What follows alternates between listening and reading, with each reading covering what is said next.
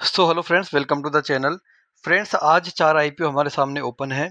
तो हमें इस वीडियो में डिस्कस करना है कि 4 में से कौन से आईपीओ को क्या प्रायोरिटी देनी है, कौन से आईपीओ में ज़्यादा प्रॉफिट होगा, कौन से आईपीओ को हम यहाँ पर अवॉइड कर सकते हैं, और अगर आपके पास में लिमिटेड बजट है तो क्या आपकी प्रायोरिटी रहनी चाहिए इन आईपीओ में अप्लाई करने की। सारी चीज़ें आपको इस एक वीडियो में यहाँ पर हम डिस्कस करने वाले हैं। तो सबसे पहले एक बात मैं आपको जो कॉमन चीज़ें हैं इन 4 आईपीओ में वो शेयर कर देता हूँ। चारों आईपीओ की open date, close date, allotment date, listing date same रहने वाली है। यानी चारों आईपीओ यहाँ पर 19 अगस्त को ओपन होंगे और 21 अगस्त को क्लोज हो जाएंगे। तो 3 दिन का आपके पास में टाइम रहने वाला है इन आईपीओ में अप्लाई करने का। एक बात तो कॉमन ये है। दूसरी बात कॉमन जो मुझे लगी है इसके अंदर ये है कि किसी भी आईपीओ में यहाँ पर रिटेलर्स को 10% का पोर्शन अलोटेड नहीं है। यहाँ पर रिटेलर्स को 35% या 45% का पोर्शन अलोटेड है, जो कि काफ़ी अच्छा नंबर है। यानी कि रिटेलर्स के अलॉटमेंट मिलने के चांसेस काफ़ी ज़्यादा रहने वाले हैं। तो 2 पॉइंट कॉमन हो गए। तीसरा पॉइंट कॉमन जो मुझे लगा वो ये है कि तीनों आईपीओ में किसी भी आईपीओ का जीएमपी यहाँ पर नेगेटिव में नहीं है और ना ही यहाँ पर फ्लेट है। किसी में 8%, किसी में 12%, किसी में 10-20% तक का जीएमपी यहाँ पर ट्रेड कर रहा है।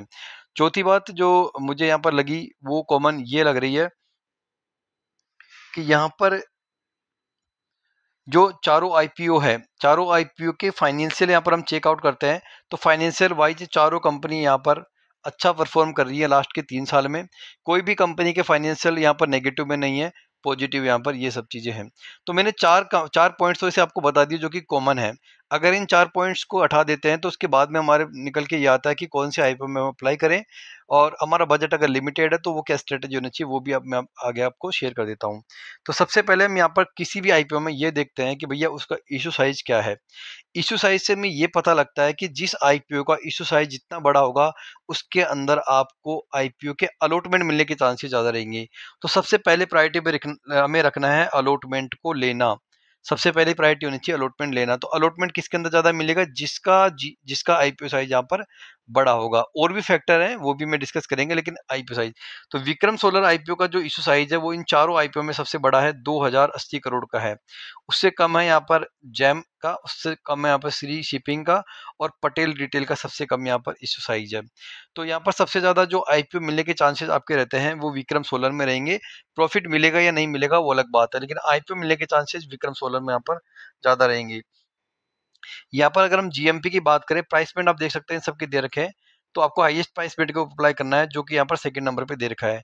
जीएमपी की बात करें तो जीएमपी भी यहाँ पर जो विक्रम सोलर है उसके जीएमपी 16% है, पटेल की यहाँ पर 17% है, जेम की 8% है, और श्री शिपिंग की जीएमपी यहाँ पर 11% है। यानी विक्रम सोलर की और पटेल रिटेल की जो जीएमपी है ना, वो दोनों की जीएमपी लगभग यहाँ पर इक्वल है। पटेल रिटेल की जीएमपी पहले कम थी, लेकिन पटेल रिटेल की जीएमपी यहाँ पर बढ़ी है, जबकि विक्रम सोलर की पहले जीएमपी ज़्यादा थी और विक्रम सोलर की जीएमपी यहाँ पर कम हुई है। ये एक बहुत बड़ा पॉइंट है। जेम एरोमेटिक्स की जीएमपी 8% है और श्री शिपिंग की जीएमपी 12% है। इसके अलावा हम बात करें कि अगर आपको आईपीओ लग जाता है रिटेल में तो आपको प्रॉफिट कितना होने वाला है। तो प्रॉफिट होने वाला है 2430 का रिटेल में विक्रम सोलर वाले आईपीओ में अगर आपको अलॉटमेंट मिल जाता है, तो पटेल में 2600 रुपये का, जेम एरोमेटिक्स में लगभग 1300 रुपये का, और श्री शिपिंग में अंदर आपको लगभग 1750 रुपये का प्रॉफिट यहाँ पर होने वाला है। अगर हम बात करें यहाँ पर पोर्शन की तो रिटेलर्स को 35-35-35 और पटेल आईपीओ के अंदर 45% पोर्शन यहाँ पर अलोटेड है रिटेलर्स को। ठीक है। तो अब बात कर लेते हैं यहाँ पर कि लिस्टिंग एंड के हिसाब से कौन सा ठीक है। तो देखो, सबसे पहले अगर आईपीओ मिल जाता है ना तो बहुत बड़ी बात है। आईपीओ मिलने के बाद में कोई सा भी आईपीओ आपको लग जाए, सभी आईपीओ लिस्टिंग एंड के हिसाब से ठीक है। अगर लिस्टिंग पर आपके 10% पैसे बन रहे हैं, यानी कि 1500 का प्रॉफिट हो रहा है, या 2000 का हो रहा है, या 3000 का हो रहा है, तो क्या बुरा है लिस्टिंग गेन के हिसाब से? क्या लिस्टिंग गेन के हिसाब से लगा रहे हैं? तो लिस्टिंग गेन के हिसाब से तो चारों आईपीओ यहाँ पर बेस्ट है। उसमें ज़्यादा डिटेल में सोचना ही नहीं है, ज़्यादा सब चीज़ों को डिटेल में एनालिसिस करने की जरूरत ही नहीं है। लिस्टिंग गेन के हिसाब से हम यहाँ पर अप्लाई कर रहे हैं तो ठीक है। लिस्टिंग गेन के हिसाब से तो चारों परफेक्ट है। आगे और बताऊंगा स्ट्रेटजी। अगर यहाँ पर हम लॉन्ग टर्म के हिसाब से सोचते हैं तो विक्रम सोलर जो कंपनी है वो स्ट्रॉन्ग दिख रही है लॉन्ग टर्म के हिसाब से, क्योंकि रिन्यूएबल एनर्जी सेक्टर का ये आईपीओ है। लेकिन सबसे बड़ी कमी मुझे जो लगी है वो ये है कि थोड़ा जो आईपीओ है अपने जो कंपिटिटर्स हैं, जैसे वारी एनर्जी हो गया, प्रीमियर एनर्जी हो गया, उनसे काफ़ी महंगा है ये। इसलिए लॉन्ग टर्म के हिसाब से हो सकता है कुछ समय चलने के बाद में एक कंसोलिडेशन इसके अंदर आ सकता है लॉन्ग टर्म के हिसाब से। ये मेरी पर्सनल राय है। ठीक है। लेकिन इसके जो कंपटीटर है जैसे वारी एनर्जी हो गया, प्रीमियर एनर्जी हो गया, उन्होंने लिस्टिंग पर भी अच्छा पैसा बना के दिया था और लॉन्ग टर्म में भी अच्छा पैसा बना के दिया था।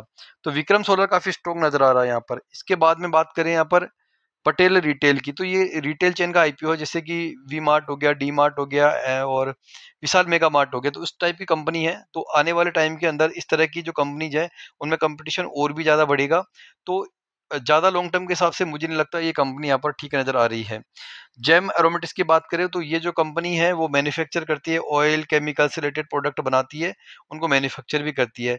तो ये सारी चीजें जो होती है ना ऑन डिमांड चलती है। तो डिमांड के ऊपर कि डिमांड अच्छी आई तो आपको ये कंपनी अच्छा परफॉर्म करेगी, अगर डिमांड खराब आई तो ये कंपनी कम परफॉर्म करेगी, कम प्रॉफिट जनरेट करेगी। श्री शिपिंग की बात करें तो शिपिंग का जो बिजनेस है, काम है, वो बहुत सारी कंपनी ऑलरेडी कर रही है, तो इसके अंदर भी काफी कंपटीशन है। तो शॉर्ट टू मीडियम टर्म के हिसाब से शिपिंग ग्लोबल भी यहाँ पर ठीक नजर आ रहा है।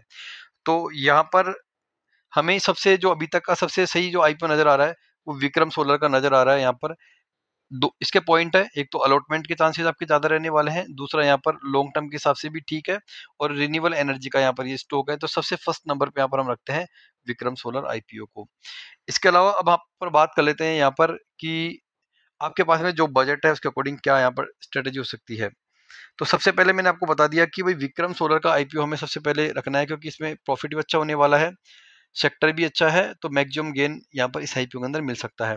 अगर हम बात करें कि सर हमें दो आईपीओ के अंदर ही अप्लाई करना है तो कौन से में करेंगे, तो पहला तो विक्रम सोलर का रहने वाला है, दूसरा पटेल रिटेल का रहने वाला है। तो जैसा कि आपने अभी देखा होगा कि पटेल रिटेल का जो ग्रे मार्केट है वो भी काफी अच्छा ट्रेंड कर रहा है 17% पर, और यहाँ पर एक अच्छी एक्सपेक्टेशन है एक शॉर्ट टर्म से मीडियम टर्म के इन्वेस्टमेंट के हिसाब से। तो यहाँ पर पटेल रिटेल और विक्रम सोलर को कंसीडर कर सकते हैं, लेकिन पटेल रिटेल में आपके आईपीओ मिलने के चांसेस यहाँ पर कम हो जाते हैं। लिस्टिंग अगर अलॉटमेंट मिल जाता है तो लिस्टिंग अच्छी हो सकती है, लेकिन अलॉटमेंट मिलने के चांसेस यहाँ पर कम रहेंगे। अगर हम बात करें तीन आईपीओ को अगर हमें सेलेक्ट करना हो तो विक्रम सोलर, पटेल रिटेल और जेम एरोमेटिक्स, इनको आप यहाँ पर कंसीडर कर सकते हैं। क्योंकि जेम एरोमेटिक्स का जो जीएमपी है ना वो तो कम है ना, लेकिन ये क्या है कि इस तरह की जो कंपनी है ना, जैसे क्लीन साइंस से का आईपीओ आया था वो भी काफी अच्छा चला था, सेम टाइप की कंपनी है, सेम वैल्यूएशन के ऊपर आईपीओ आ रहा है। तो जेम एरोमेटिक्स को भी आप यहाँ पर थर्ड नंबर पे कंसीडर कर सकते हैं, और फोर्थ नंबर पे यहाँ पर सी शिपिंग को कंसीडर कर सकते हैं।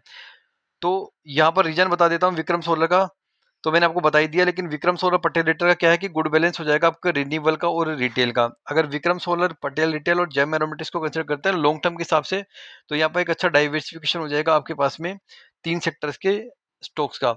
और शिपिंग को इंक्लूड कर लेते हैं तो चारों आपके पास में आपके पोर्टफोलियो में हो ही जाएंगे। तो लॉन्ग टर्म के हिसाब से यहाँ पर वैसे देखा जाए तो लॉन्ग टर्म के हिसाब से चारों कंपनी अच्छी है, बट लॉन्ग टर्म में भी बहुत लॉन्ग टर्म नहीं होना चाहिए, शॉर्ट टू मीडियम टर्म होना चाहिए। तो शॉर्ट टू मीडियम टर्म के हिसाब से तो विक्रम सोलर और पटेल रिटेल ये दोनों यहाँ पर काफी ठीक नजर आ रहे हैं। तो मैं अपने बता देता हूँ भाई, यहाँ पर मैं जो अप्लाई करने वाला हूँ वो केवल रिटेल कैटेगरी के अंदर ही अप्लाई करने वाला हूँ, और एक यहाँ पर स्मॉल एचएनआई या बिग एचएनआई में से किसी एक के अंदर अप्लाई करने वाला हूँ, एक में, वो भी मैं यहाँ पर अप्लाई करूंगा विक्रम सोलर के अंदर। तो मेरी विक्रम सोलर प्रायोरिटी रहेगी। उसके बाद में पैसे बच जाते हैं तो उसके बाद में पटेल रिटेल के अंदर अप्लाई करूंगा, और उसके बाद में पैसे बच जाते हैं तो जेम एरोमेटिक्स में और श्री शिपिंग के अंदर मैं अप्लाई करने वाला हूँ। तो ये मेरी प्रायोरिटी इस आईपीओ के अंदर रहने वाली है। आप लोग कौन सा आईपीओ में अप्लाई करने वाले हो मुझे कमेंट करके बता सकते हैं। वीडियो अच्छा लगा लाइक कर दो, चैनल को सब्सक्राइब तो जरूर से कर देना। Thanks for watching.